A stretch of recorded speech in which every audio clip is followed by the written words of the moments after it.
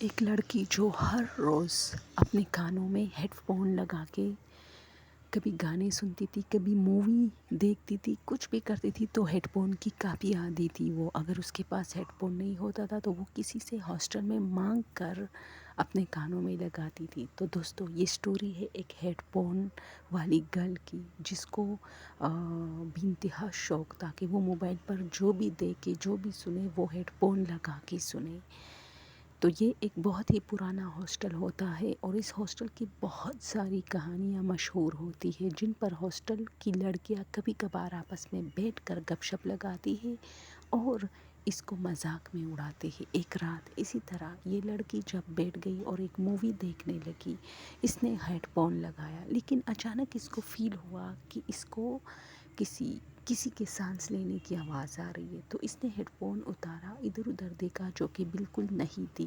پھر اس نے وہ ہیڈ فون لگائے۔ اب کچھ دیر بعد دوبارہ سے کسی کی سانس لینے کی آواز آ رہی ہے۔ یہ تھوڑا جو ہے اور زیادہ الرٹ ہو جاتی ہے، ہیڈ فون اتارتی ہے، دیکھتی ہے تو کوئی نہیں ہوتا۔ اب تیسری مرتبہ پھر ایسا ہوتا ہے تو یہ کیا کرتی ہے کہ موبائل کو سٹاپ کرتی ہے، ہیڈ فون اتارتی نہیں ہے۔ لیکن اب کچھ دیر بعد جب یہ اسی طرح خاموش بیٹھی ہے تو وہ آواز دوبارہ ہیڈ فون سے آنے لگی، جبکہ موبائل سٹاپ تھا، فیوز تھا۔ یہ ڈر جاتی ہے اور ہیڈ فون گرا دیتی ہے۔ کچھ دیر بعد پھر جب یہ سونے لگتی ہے، یہ سوچتی ہے کہ شاید یہ اس کا وہم ہے۔ تو اس کو وہ جو سانس لینے کی آواز تھی، اب وہ بغیر ہیڈ فون کے بھی اس کے کان کے پاس سے آ رہی ہے۔ یہ بار بار اپنے کان کو ملتی ہے، کبھی کچھ کرتی ہے، لیکن نہیں۔ پھر یہ اپنے دوستوں کے پاس جاتی ہے، کیونکہ لائٹ گئی ہوتی ہے تو اس کے دوست ٹیرس پہ بیٹھے ہوتے ہیں۔ تو یہ اپنی سہیلیوں سے باتیں کرتی، پھر کہتے ہیں کہ تم تو مووی دیکھ رہے تھے۔ تو یہ کہتی ہے کہ مجھے ڈر لگ رہا ہے کیونکہ مجھے کسی کی سانسوں کی آواز آ رہی ہے۔ یہ بات جیسی ہی یہ کرتی ہے تو پیچھے ایک اور لڑکی جو کہ بیٹھی ہوتی ہے اور اپنی اسٹڈی کر رہی ہے، وہ چیخ مارتی ہے۔ جب وہ چیخنے لگتی ہے تو سب لوگ جمع ہو جاتے ہیں۔ سب لوگ اسے کہتے کیا ہوا؟ تو وہ کہتی ہے کہ اس لڑکی نے جو بات کی ہے یہ سچ ہے، مجھے کئی روز سے ایسا لگ رہا ہے جیسے میرے کمرے میں کوئی تیز تیز سانس لے رہا ہے۔ اب سب لڑکیاں ڈر جاتی ہے۔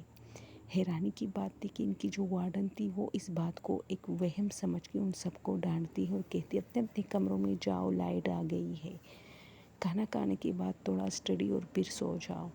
لڑکیاں کافی الرٹ اور خاموش ہو جاتی ہے اور گھبرائی ہوئی ساری لڑکیاں اپنے اپنے کمروں میں جاتے ہیں۔ اب وہ لڑکی جس کو ہیڈ فون پہ سانسوں کی آواز آ رہی تھی، وہ اور بھی زیادہ گھبرانے لگتی ہے اور وہ اپنے دوست کے ساتھ بیٹھ کے کہتی ہے کہ اب کیا ہوگا؟ اس کا مطلب ہے کہ کچھ ہے، کیونکہ صرف مجھے نہیں، میں تو سمجھی کہ چلو ہیڈ فون میں کوئی خرابی ہے یا مجھے وہم ہے، لیکن دوسری لڑکی بھی اس چیز کو فیس کر رہی ہے۔ اسی طرح چند دن گزرنے کے بعد جب سب ٹھیک ہو جاتا ہے اور یہ چیزیں تھوڑا ختم ہو جاتی ہے، کوئی کمپلین نہیں آتا کہ کسی کی سانسوں کی آواز ہے، تو سب لوگ اپنے کاموں میں مصروف ہوتے ہیں اور اچانک ایک لڑکی بھاگ کے آتی ہے اور کہتی ہے کہ انہیں لگتا ہے کہ اس کے کمرے میں کوئی سایہ ہے، جس کی پرچھائی کونے میں اس نے دیکھی ہے۔ اب سب لوگ پھر ڈر جاتے ہیں۔ اتنے میں ایک لڑکی کہتی ہے کہ یہ سب تم لوگوں کو کیا ہوا ہے؟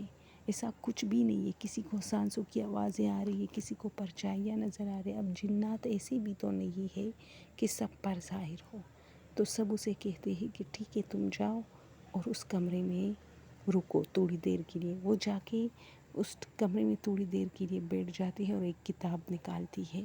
وہ سمجھتی ہے کہ یہ کتاب اس کی ایک فرینڈ کی ہے جو کہ اس کے بیڈ میں پڑی ہوتی ہے۔ وہ جیسے اس کتاب کو کھولتی ہے تو وہ اس کتاب میں تھوڑا اس کا دھیان جاتا ہے اور اس چیز کو بھول جاتی ہے کہ وہ کسی سائے کی تلاش میں آئی تھی۔ اچانک ایک پیج پلٹ کے دیکھتی ہے کہ اس پہ لکھا ہے کہ میں تمہارے پیچھے ہوں۔ اب جب لڑکی سوچ میں پڑ جاتی، آگے کی طرف دیکھ رہی ہوتی ہے اور سوچتی ہے کہ کیا یہ میری فرینڈ نے لکھا ہے یا یہ اس کتاب میں ہے۔ وہ ڈائریکٹلی پیچھے دیکھتی ہے اور اس کو ایک بہت ہی خوفناک سایہ جو کہ عورت کے روپ میں ہوتی ہے اور وہ سفید دوپٹہ پہنے ہوئے ہے اور پرچھائی کی طرح ایسے غائب ہو جاتی. وہ چیختے چلاتے ہوئے کمرے کے دروازے میں گر جاتی ہے. سب لوگ اس طرف بھاگ کے آتے ہیں اور اسے اٹھاتے ہیں، پانی پلاتے ہیں، اس کے اوپر پانی کے چینٹے مارتے ہیں اور وہ کہتی ہے یہ ہاسٹل بہت خطرناک ہے، کیونکہ میں نے خود ایک بک میں دیکھا کہ میں تمہارے پیچھے ہوں. اور جب میں نے پیچھے دیکھا سب لوگ اس بک کے پاس جاتے ہیں جو پڑھا ہوتا ہے زمین پہ، لیکن اب اس بک میں ایسا کوئی پیج نہیں تھا جس پہ لکھا ہو کہ میں تمہارے پیچھے ہوں. ان کی وارڈن آتی ہے، وہ اس بات کو تھوڑا بہت سنجیدہ تو لیتی ہے، لیکن ان سب پہ غصہ کرتی ہے اور کہتی ہے کہ اگر اس نے ایسا کوئی پیج دیکھا ہے تو مجھے کیوں نظر نہیں آ رہا. سب لڑکیوں کو کوئی ایسا پیج نہیں ملتا اس بک میں، لیکن وہ لڑکی حیران ہے اور سب اسے کہہ رہے کہ شاید تم ڈری ہوئی تھی اس لیے تمہیں لگا. اب کچھ دنوں بعد ہاسٹل کی لڑکیاں کافی ہوشیار ہو چکی ہوتی ہیں اور کافی ڈر رہی ہوتی ہے، لیکن ایسا کوئی سین نہیں ہوتا. پھر جب ایگزام شروع ہو جاتے اور لڑکیاں آدھی آدھی راتوں کو پڑھنا سٹارٹ کرتے ہیں تو ایک لڑکی دیکھتی ہے کہ جو گارڈن ہے ہاسٹل میں وہاں ایک بوڑھا شخص بیٹھا ہے اور وہ پڑھ رہا ہے. وہ اپنے فرینڈ سے جا کے کہتی ہے کہ ہمارے ہاسٹل میں یہ بوڑھا شخص کون ہے جو پڑھ رہا ہے، کیا اس کا بھی ایگزام ہے؟ وہ آ کے دیکھتی ہے تو وہاں کوئی نہیں ہوتا.